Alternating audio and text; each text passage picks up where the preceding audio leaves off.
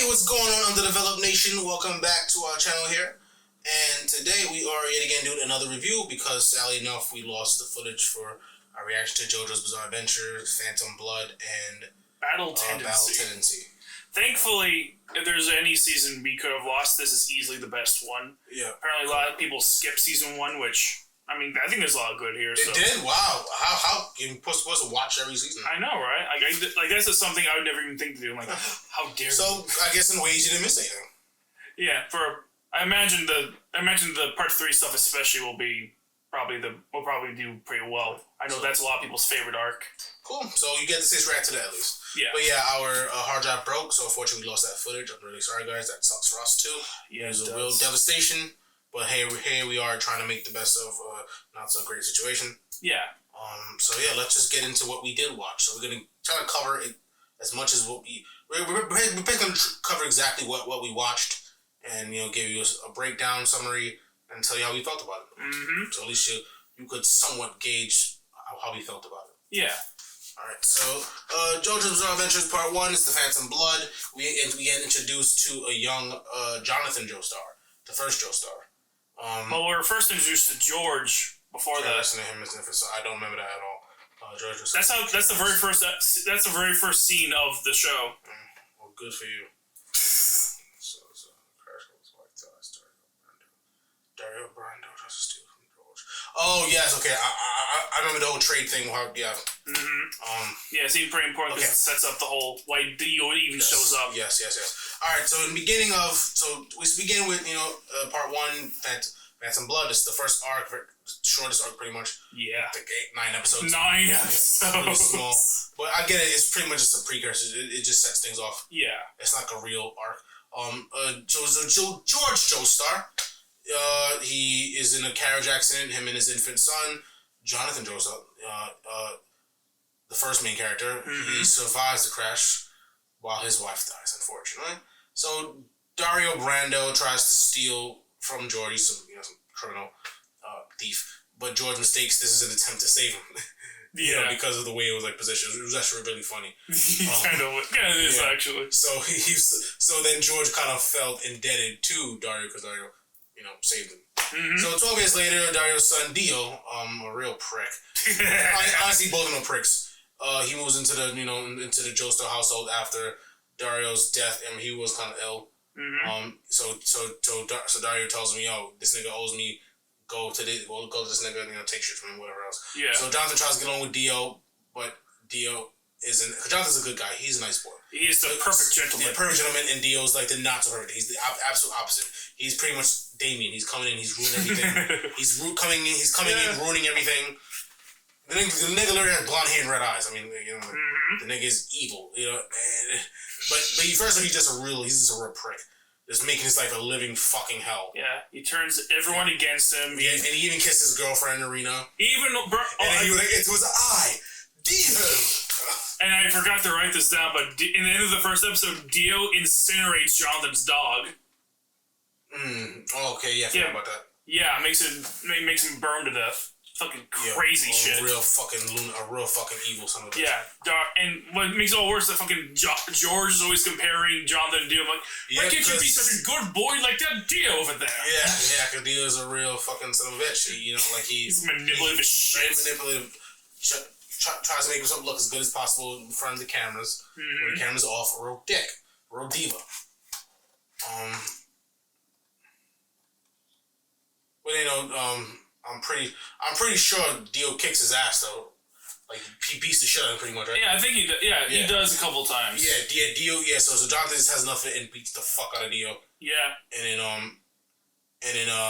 then like a couple years after, they see Jonathan's like bulky as fuck now. I know, he's the bulkiest 15-year-old you've ever seen. Like he's ripped the fuck up, and him and Dio are seemingly cordial, but still a huge dick to him. Yeah, they're pretending to like each other. Yeah, they pretend to be friends. But then George comes out with a mysterious illness, and it seems actually kind of similar to what Dario kind of went through. Yeah. But Jonathan goes to city slums to track down the source of the medicine, and that Dio gives George every night, and it turns out, and that leads into meeting Speedwagon. So Jonathan proves that Dio is poisoning George, leading Dio to being ambushed by the armed guards. Dio puts on the stone mask and becomes a vampire. Yeah, and he murders everyone in that room except for everyone. Except for Jonathan and Speedwagon. They're the only survivors. Because his plan was to get Dio's plan was to get Jonathan to wear the mask. Yeah, he originally wanted to do that just to kill him. Yeah, exactly. But because he didn't know what it was, but he put on there, he became a monster, such a vampire. Yeah, he transforms He transforms like a lot of people into pretty much his monster army. He creates he's so master to create a bunch of monsters. Well, that happens later, but still, yeah. This is all pretty much the same arc. Arc is very small, so not that long after. But yeah, So Jonathan fights Dio, burning him as the Joestar mansion burns to the ground. But sometime later, Jojo and Irina they meet a man named Baron Zeppeli who teaches him the ways of Hamon. Yes. Hamon's breathing technique that pretty much makes you stronger and do crazy shit. Yeah, it's kind of a stupid explanation, but that's what it is. I don't know what to say. It's like I think I can't even. Electricity runs through your body. It makes you strong. Yeah, it makes you stabilize the liquid, I guess. Do other shit. The thing is, I can't even say. Oh, you gave bad explanation because you really did. That's what the show kind of presents it to us. Yeah, this is random fucking routine that allows you to do crazy shit. Yeah, this crazy Italian dude with a wacky mustache. Like, yes. I will punch you through this rock. It kind of comes out of nowhere, honestly. Oh yeah, it comes out of nowhere. You need oxygen. You need air to actually utilize the technique. Yeah, because it's a breathing technique. So that at least there's a limitation. Yeah. But yeah. Anyways. Okay. So. All right. So of course after that Jojo trains. Yeah, so Jojo trains, which involves killing vampire Jack the Ripper without spilling a simple drop of wine.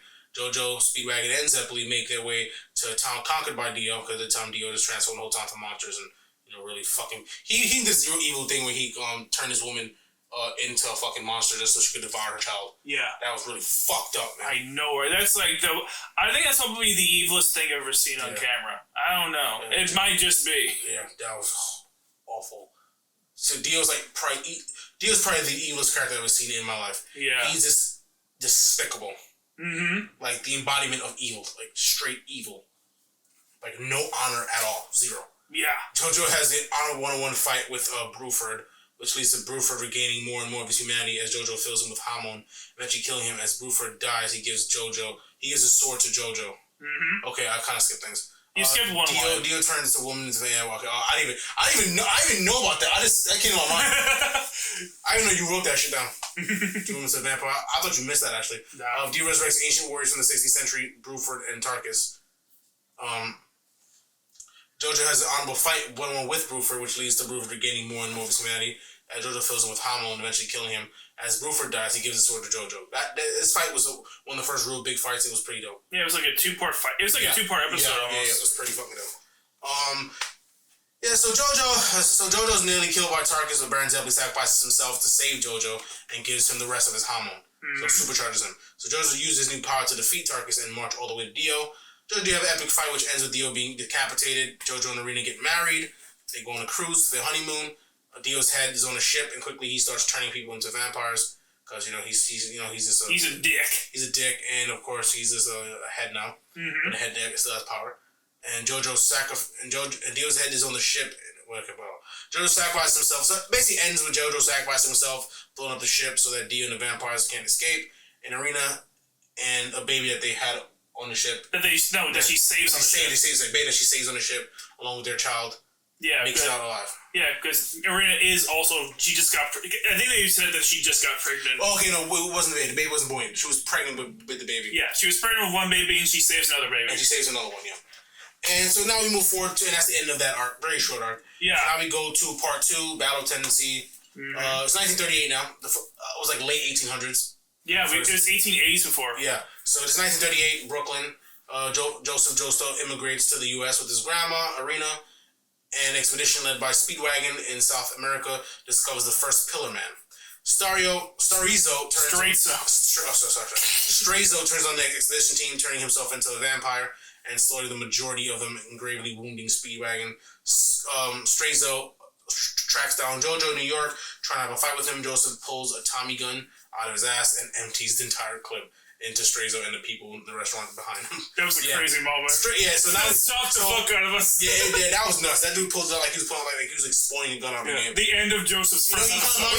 He kind of reminded me of fucking Launch from Dragon Ball. Kinda, yeah. Dude, that's the exact kind of thing you do. Out of fucking nowhere. Out of nowhere. It was like, come whenever. I was like, ah. Yeah, like literally. Like Joseph is the complete opposite of Jonathan. Like, Jonathan is like a most honorable person you could possibly meet. And no, Joseph is a scheming little. He's a fucking menace. You know what I mean? But that makes him a lot more entertaining than Jonathan. Also, leaves him more room to grow as a character. Exactly. So we automatically like him a little more. Jonathan's pretty much a perfect kind of person. He's really, there's no really. It's sad because he was my first. So it was like I look at him as the main character, and it's sad that we're gonna go through the whole series, but he's actually not the main character. Because it felt like he was the main character, but it's not. It's just it's pretty much an anthology. Where he's going through each season is a different character. Yeah, that's basically it. Yeah, like, it's different generations with the Joestar line, I believe. Yeah, pretty much. Yeah, but yeah, he's very insane. He's very nuts. But a good dude deep down. But he is competent. He can be. He really can. He has dickishness in him. So okay, I think you. So Joseph pulls the Tommy. Straizo gets up and starts pursuing Jojo as he runs away. Straizo then kidnaps a woman on the bridge. In the hopes that he'll get to Jojo. He kidnaps a woman on the bridge in the hopes that he'll get Jojo to fight him, but Jojo's threatened to Jojo's because this version of Jojo, not Jonathan Jojo. He's like, go ahead, which is I thought was hilarious. You know what I mean? But anyway, he managed to defeat Straizo and saves the girl. Yeah, and Straizo tells them about Speedwagon's expedition, which leads them to the next part. Yep. So Speedwagon wakes up in the German station, learning that the Nazis have taken the Pillarman out of the cave and put him under heavy surveillance. San Viento, they call him. Yeah. He wakes up at first. I don't know that's the real name. I think that's what they just call him. They do, but then even outside the Nazis, like even when they're talking to the Pillman, they just keep referring to him as San Viento, as if they should know who the fuck he is. Which is weird. Yeah, that was a blemish. That was wild. Yeah, that was insane. But San Viento, he wakes up first and not impressing Nazi officer von Stroheim. But then San Viento shows how truly capable he really is by he pretty much swallows this guy with his body. Yeah, he does do that. That's one of the many things he does. He fucking sucks his own body up into the air vents. Yeah. Fucking goes all the way to that. He has complete control of his limbs and his skin. It's fucking not nasty and weird. Yeah. But very creative, I'll say. It's a great way to show these guys' powers. And he killed a whole bunch of them, you know what I mean? And he attempted to kill both von Stroheim and Speedwagon. And we thought he did. We thought he was dead for we thought he was going to be. Yeah. But then it turned out that one of the Nazi soldiers was actually Joseph in disguise, who starts fighting San Viento. Jojo and von Stroheim try to get San Viento exposed to sunlight so he can die, but San Viento hides in von Stroheim's body for the sunlight, leading von Stroheim to blow himself up. So we really thought he was dead. Yeah, So Jojo manages to outsmart San Viento by using sunlight's reflection in the water to turn him into stone. Because, they're affected by sunlight. Yeah. So they pretty much created the Stone Master to kind of fuel their power up. Yeah. You know what I'm saying? It's all part of some really elaborate plan to get this magic gem to make them more. Yeah, but that's more the other guy's mission. That's because we end up encountering others who are much more older and powerful than San Viento. Yeah, but we'll be getting to them soon. We'll get to them, yeah. Also, you could take it from here. Yeah. Hold on. So more Pillmen are revealed to have been discovered by the Nazis in Europe. So Speedwagon, he takes Joseph to Italy so he can meet Caesar Zeppeli, who is the grandson of Baron Zeppeli. Correct. And he leads Speedwagon and Jojo to the site of the other Pillarmen. And upon the arrival, they discover that the guards have already been massacred by the newly awoken Pillarmen. Honestly, Wamu did most of the work. I don't think the other two did anything. Wamu put in all the work. So Wamu has a fight with Joseph with cars and AC/DC. Both don't care enough to even watch. These guys are very fucking cocky. They're so disrespectful. They're so cocky and disrespectful. They wouldn't give you the chance to literally when Wamu's fighting them, they're like, yeah, we're not gonna waste our time with this. Yeah. Actually, not even that. They don't even notice you exist. They just kind of walk right by them. Yeah. I even know you exist. You're here. You're a breathing being. What the fuck? Leave. They don't even bother to watch. They just fucking found to leave. Yeah. They're like, let us know when you're done, Wamu. Yeah. Oh god, these guys are cocky as fucking shit. But of course, And of course, the fight with Wamu, it does not go well for Joseph. It goes pretty fucking poorly. But then Joseph pulls a bluff out of his ass, like, hey, this is a good fight, but man, if you only let me finish my training in a month from now, then that could be a real fight. Of course, the honorable warrior that Wamu is immediately egged on by this, like, what? I must fight out. And then, so Wamu decides to, so in the chance that Jojo is bluffing, which he was, he decides to poison Jojo to be like, okay, in 1 month, in 33 days, if this fight doesn't happen, you're going to die from this poison. Yeah. But then AC/DC also shows up like, fuck it, I'm going to put a poison ring on you too for some reason. No real reason why. AC/DC's barely a character in this. But of course, after that, then Jojo's like, okay, better get to training. Into training, he spends more time with Caesar. He and Caesar, they don't really get along, but they're both studying under Lisa now. This crazy this crazy good Hama master in the middle of Venice. She's just around. Yep. And she has them meet. She has us an entire episode. Like, I think it was like 3 days climbing this giant pillar that was like all grease and shit, so you can't like normally climb up. You have to use your Hamon to fucking climb up this damn thing, and it takes them days. Yeah, that was it. That was actually pretty fucking intense. That was grueling. Like he made it, like Jojo made it the skin of his ass. Yeah. And not to make matters worse, there was like was shooting like pressurized water or some shit like that, right? Like, there was there were certain traps. Kind of sliced. Yeah, there were traps around in case you decided to cheat. Yeah. Just egging you on in case, and Jojo, of course, he triggered it. Yeah, he triggered it. And but he could have easily died trying to go through that water. Like, it was an intense regimen. It just really fucking grueling. Of course, that's nothing compared to a lot of the stuff that Jojo would eventually fight later. Here. Well, there's nothing that cuts deeper than pressurized water. I'm not sure. Pressurized water, highly pressurized water from like a tiny valve. Oh yeah, can cut through fucking metal. It can. Actually, no, it does cut through metal. Yeah, cut through metal, cut through stone, cut through fucking anything. Bone, anything, yeah. Yeah. Who thought water would be the most dangerous fucking weapon out there? Just pair it with enough air in the right circumstances, and you can. Yeah, through a thin nozzle will squirt out at a certain speed. Mm-hmm. Go on and just get pressurized water cannons. Mm-hmm. Yeah. Fucking crazy. But thankfully, Jojo does overcome that eventually, and of course, we get a little montage just showing the rest of the training. There's not really a whole lot of time given to that. Yeah. So then, on that day where Jojo's about to take his final exam, AC/DC shows up, kills the instructor that was supposed to give him the exam, and they have this whole big fight. And then it's honestly probably the most underwhelming of all the Pillar Man fights. Jojo just kind of outsmarts him and beats him. Yeah, his thing is that like he can really make his inside of his body like really fucking hot. Yeah, he can. He has like magma blood. Yeah. That was AC/DC's thing. But then, of course, Joseph takes out AC/DC and he gets his antidote, just immediately taking it because he doesn't get that stupid yet. Keyword being yet. Mm-hmm. And after that, there's this whole big thing where the Hamon users, they discover where Cars is hiding out inside, and they have this conversation with them, not it's actually safe or even wise to attack them in broad daylight in his hideout. Yep. Which leads to Caesar just getting angry and be like, no, fuck you. That. Yeah, I'm going in by myself. Grandpa's Crusade has a grueling fight with Wamu, but it's so stupid because I'm like, dude, you was winning. Just stay at a distance and hit him with projectiles. Exactly. And you got him because they were cutting through him. Mm-hmm. But no, they're going for that blow. And of course, Wamu was very resourceful, very tactical. You used the opportunity to kill that motherfucker. Exactly. And really pissed me off. Yeah, it did. It was just such a stupid mistake. Yeah. But yeah, Caesar dies, and just like Baron before him, he gives all this Hamon to Jojo. Yep. And then he beats, of course, Wamu. Good fight. Wamu perishes this time.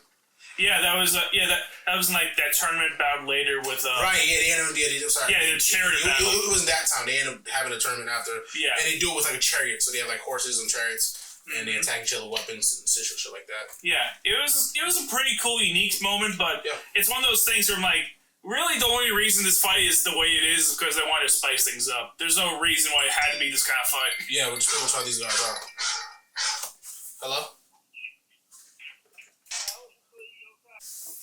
Mm-hmm. Alright, so during all this, Speedwagon makes the shocking revelation that Lisa is Jojo's mom. Yes. The black kid puts that together. Yeah, he does. Smokey puts that together. Smokey. Yeah. Yeah, I didn't really care for that. That was kind of contrived, but I agree. It makes sense because she was basically the She was the baby. She was a baby that was rescued on that boat. Yeah, the end of Phantom Blood. Yeah, she's like in her 50s. Fucking sexy. She has a whole nude scene which is sexy. Cool. Why are you showing me Lisa porn? This is not the time. I mean, I just like the Lisa's naked, and this is what came up. But of course, after Cars gets his fucking stone mask and he gets the stone, he turns to this guy as we were talking briefly before. Jojo comes up with the same bright idea he did when he was fighting Straight-So and just starts running away. Yep, that's what he does. But then, he chased him like way far off into the ocean and shit like that. Yeah, because Jojo got on a plane. And a plane flew off. And Cars turned into a fucking bird to chase after him. And then Von Stroheim, cyborg ass, just managed to hitch a ride with him. Yeah. And caught his ass off guard. Yeah, that's when they got to the volcano. Yeah, and plunged what's his face? Cars into the volcano. Is pretty much invincible, so he plunged him into like hot magma, hot lava. But of course, that wasn't enough to kill him. Because why would it? Because he's able to create like a shell. Yeah. That protected him. He found a way. Just barely found a way. But then, the ground underneath him just starts shooting up as the volcano starts erupting. Yeah. And it shoots Cars off into fucking space. Yep. Where the narration's and he never came back again. He's just frozen in place for all eternity now. He's frozen. He's trying to fly back, but he's always basically moving things, frozen, and then off eternity, just in space. Yeah. He's just drifting away aimlessly. That's kind of the way that the narrator describes it's kind of fucking morbid. It's very morbid. Yeah, I guess they describe how after a while he doesn't even fucking think anymore. He's just that done with everything. So that's guaranteed. We were never going to see this man back again. Yeah, there's some room for Zanviento because Zanviento is still technically kind of alive. Yeah, it's really fucked up. I gotta say he was a dick, but goddamn. Yeah, that's a fucked up way to go. And of course, everyone thinks that Jojo died from this also because he was also pretty fucking close to the stratosphere. Yeah, they did. They gave him a funeral only for Joseph just to show up, and start cracking jokes. He doesn't even know it's his funeral, so he's just naturally cracking jokes at what he believes is someone else's funeral. Kind of a dick. Yeah. But then of course, it's revealed he's alive, and his new wife Susie Q just didn't say shit because reasons. Yeah, Susan Q. She's barely a character in this show. And then we make a 50-year time skip. Now it's 1988. Joseph is an angry old man who's yelling about he has to travel across the planet to see his daughter now because she married a Japanese man, and he just starts screaming, "I'll never forgive the Japanese!" And that's where we cut off. That's the end of the Earth people. That's JoJo Season 1 for you. Phantom Blood and Battle Tendency. What a great title it is, Battle Tendency. That's a generic name. It doesn't describe anything. It has nothing to do with what even happens in the show. Phantom Blood at least sounds cool. It's kind of relevant because you have sneaky shit and also lots of blood. Yeah. Battle Tendency. We got a lot of fights here. That's what that title tells me. Yeah, sure. You could have called it a million other things, but nah, we got it. The perfect title. Battle Tendency. Oh, man. Well, but that's that. I'm excited for the next arc. I know the next arc is a lot of episodes. Yeah. So be prepared for a lot of videos. It's also a lot of people's favorite arc. I've heard a lot of people talk about how great Part 3 Stardust Crusaders is. At least you get the reaction to that. It's the first reaction to that, for sure. Yeah. Hell, at least Stardust Crusaders is a better title than Battle Tendency. Right?